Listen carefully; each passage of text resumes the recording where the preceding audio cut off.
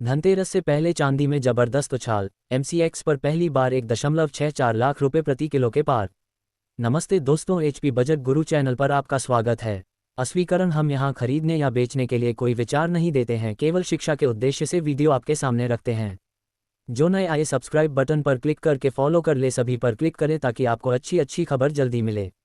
धनतेरस नज़दीक है और सोने के साथ साथ चांदी में भी बम्पर तेजी दर्ज की जा रही है। 16 अक्टूबर को घरेलू वायदा कारोबार में चांदी की कीमतें नए पीक पर पहुंच गईं। देश में मल्टी कमोडिटी एक्सचेंज एमसीएक्स पर दिसंबर में डिलीवरी वाली चांदी के वायदा भाव ने 2,454 रुपये या 1.51% की बढ़त के साथ 1,64,660 रुपये प्रति किलोग्राम का नया रिकॉर्ड हाई क्रिएट किया। इसी तरह मार्च 2026 में डिलीवरी वाली चांदी का वायदा भाव 2,699 रुपये या 1.6% की बढ़त के साथ 1,64,958 रुपये प्रति किलोग्राम के ऑल टाइम हाई पर पहुंच गया। चांदी की कीमतों में तेजी के पीछे देश के अंदर फेस्टिव डिमांड के साथ साथ ग्लोबल फैक्टर्स भी हैं। लंदन के बाजार में चांदी की कमी हो गई है। इसके चलते पूरी दुनिया में चांदी की सप्लाई में कमी दर्ज की जा रही है। चांदी की बेंचमार्क कीमतें न्यूयॉर्क में वायदा कीमतों से ऊपर निकल गई हैं।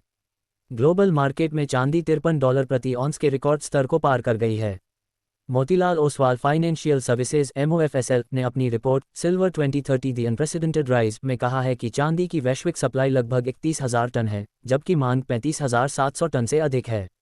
औद्योगिक मांग विशेष रूप से सोलर, इलेक्ट्रिक व्हीकल्स और इलेक्ट्रॉनिक्स क्षेत्रों से है और रिकॉर्ड हाई पर है।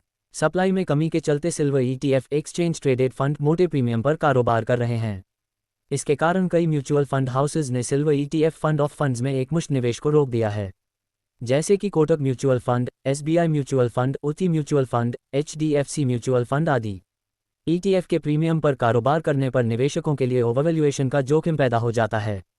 उनके हितों की रक्षा के लिए म्यूचुअल फंड हाउसेज ने ये कदम उठाया है। एक मार्केट मेकर फिजिकल सिल्वर खरीद कर उसे एक एसेट मैनेजमेंट कंपनी AMC के साथ ETF यूनिट्स के लिए एक्सचेंज करता है, फिर इन्हें एक्सचेंज पर बेचा जाता है। ये प्रक्रिया आमतौर पर ETF की कीमतों को चांदी की रियल कीमत के मुताबिक बनाए रखने में मदद करती है। लेकिन जब मेटल की फिजिकल सप्लाई कम हो जाती है तो नई ETF यूनिट्स का निर्माण धीमा या बंद हो जाता है। इससे ETF प्रीमियम पर कारोबार करने लगते हैं। निवेशकों के लिए ओवरवैल्यूएशन का जोखिम पैदा हो जाता है। यही वजह है कि सिल्वर ETF और FOFs के नव यानी कि नेट एसेट वैल्यू में उछाल आया। ये कभी कभी इंडिकेटिव नव से भी अधिक प्रीमियम पर होता है। MOFSL का अनुमान है कि चांदी की कीमतें $50-55 प्रति ऑन्स के दायरे में स्थिर रहेंगी और कॉमेक्स पर 2026 तक $75 प्रति ऑन्स और 2027 तक $77 प्रति ऑन्स तक पहुंच सकती हैं। घरेलू मोर्चे पर चांदी 2026 के अंत तक 2.40 लाख रुपये प्रति किलोग्राम और 2027 तक 2.46 लाख रुपये प्रति किलोग्राम तक पहुंच सकती है। 16 अक्टूबर को MCX पर दिसंबर में डिलीवरी वाले गोल्ड कॉन्ट्रैक्ट का भाव 1,185 रुपये या 0.93% की बढ़त के साथ 1,28,395 रुपये प्रति 10 ग्राम के रिकॉर्ड उच्च स्तर पर पहुंच गया।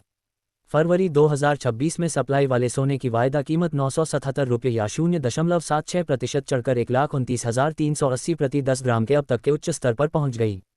ग्लोबल मार्केट में सोने का हाजिर भाव $4,234 प्रति ऑन्स के ऑल टाइम हाई पर पहुंच गया।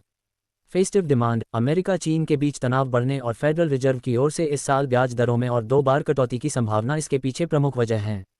इसके अलावा केंद्रीय बैंकों की ओर से अच्छी खरीद, अमेरिकी सरकार का शटडाउन, ETF में बढ़ते निवेश ने भी गोल्ड बाइंग को बढ़ाया है। वीडियो अच्छा लगा हो जरूर लाइक करें, कमेंट करें और शेयर करें अपने दोस्तों और रिलेटिव के साथ। इसके साथ ही मिलते हैं अगले वीडियो में, तब तक नमस्कार दोस्तों सभी को।